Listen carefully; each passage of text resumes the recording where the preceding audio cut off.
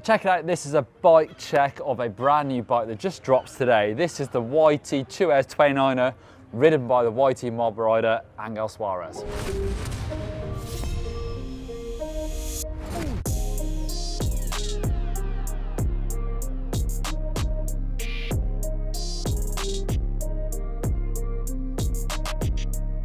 So of course the big news here is the big wheels. This is the new version of the YT Tues 29er edition. Last year of course they had Aaron Gwynn riding this bike, but only small wheels last year. Aaron of course has moved on to Intense, but Angel has stayed there with the YT mob and he's riding this brand new bike.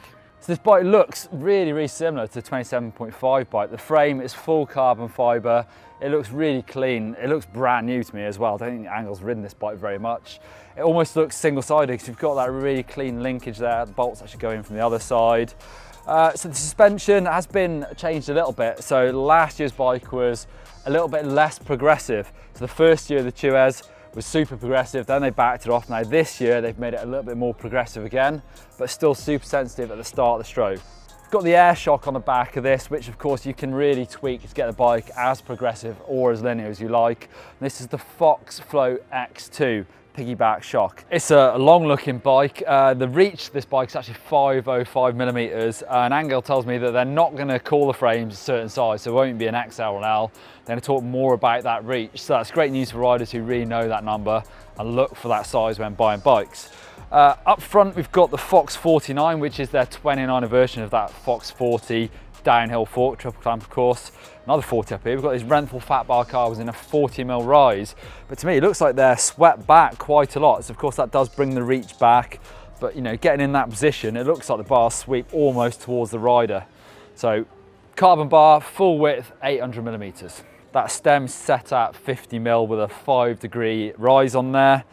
Got the lock-on grips, of course, it feels super soft, that compound feels really nice. A couple of other cool little touches on the cockpit. We've got some red marker by the looks of it, sort of filled in where the brakes mount on the bike, so it's super easy to get the brakes in the right position and at the right angle, so I like that. TRP Quadiem brakes up here, or Quadiem brake levers, actually down on the calipers it says EMTB, so they've come from the e-bike brakes. Apparently now these are the standard downhill brakes. Super big, super powerful. Also got a lap timer up on the bars. Don't see many of those, but obviously good for Angel to keep track of times when he's practicing. I've always been slightly jealous of the riders that run their front brake on the left-hand side, unlike us in the UK. Just makes a super neat setup because you've got your rear brake and your cable there just going together to the rear of the bike. Super nice. So we've got E13 components on this bike, wheels and cranks. So the wheels are the LG1R downhill wheel set, 29er of course. Now that rim looks super wide to me, almost like a square profile to it. I would guess that's 31mm wide. We've got big rotors, 200mm, got to be front and rear on this bike. Also got that integrated 7-speed cassette on the back, so super small for downhill racing, of course, that's fine. What do you reckon, Cat? Pretty small, yeah. More E13 components, got the LG1 chain device, got a top guide and a bash plate underneath, plus the LG1 crank. So these are 170mm length, relatively long for downhill bike. Most people run probably 165, 170. There's nice little sort of plastic defenders on the bottom of those as well. Crankbrothers mallet DH pedals, the grub screws are wound right in, so no friction there for Angel to feel on his feet. Just a nice little touch on the frame actually, if you come to look at it a bit closer, where that cable comes out there's a nice little sort of protective mount there, and that protection underneath just to save the bottom of the bike. So this is the first for me, I've not had an up close look at this TRP Mech or the shifter. We've seen these developed, we saw Aaron Gwynn run these last year.